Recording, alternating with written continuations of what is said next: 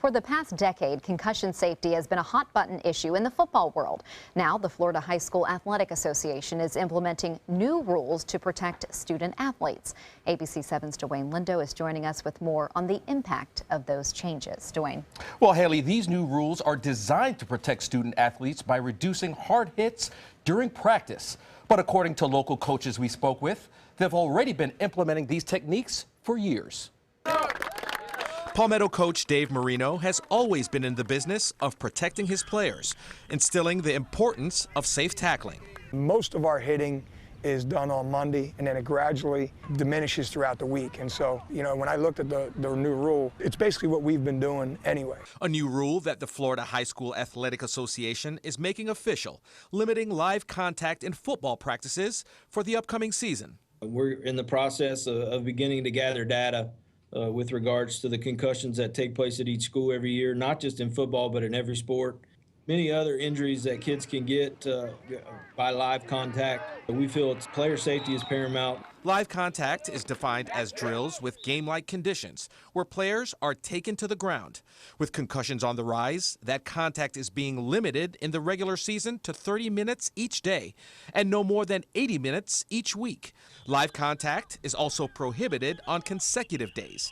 FHSAA Athletic Director Frank Beasley says implementation of the change is going smoothly. Our coaches have been very receptive to the change and the limits. Overall, Manatee District Supervisor of Athletics Jason Montgomery says these are precautions many programs are already taking. We think it's a great policy. We were on one of the front ends of the whole concussion issue from the beginning. We were one of the first counties to require baseline testing and things like that. Stressing that hitting has not been eliminated entirely, but replaced with technique. You still have, live plays in practice. You're still running your routes, you're still blocking, you're still working on your strategies and schemes, but we're able to reinforce the technique. While coaches support the rules, some players say the lack of tackling may hurt them during actual game time. It kind of eases up on the players, but then again, it kind of holds them back from going all out.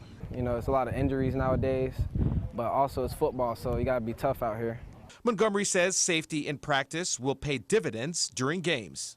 The reality is you want to have those guys on Friday night. You don't want to injure those guys week in and week out. Former NFL player and Sarasota Riverview head coach Todd Johnson shares the same sentiment.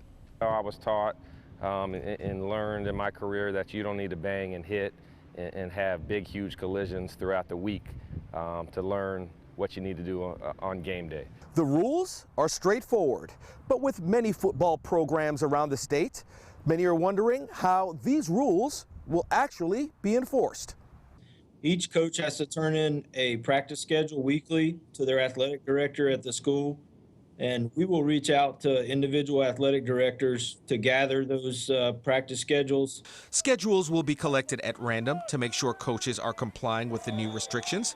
High schools are also expected to report the number of concussions among all sports, not just football.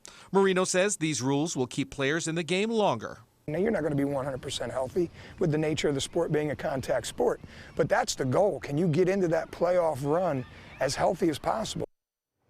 Now, these new regulations go into effect on August 1st, the first preseason practice day of the 2016 season. All right, thank you, Dwayne.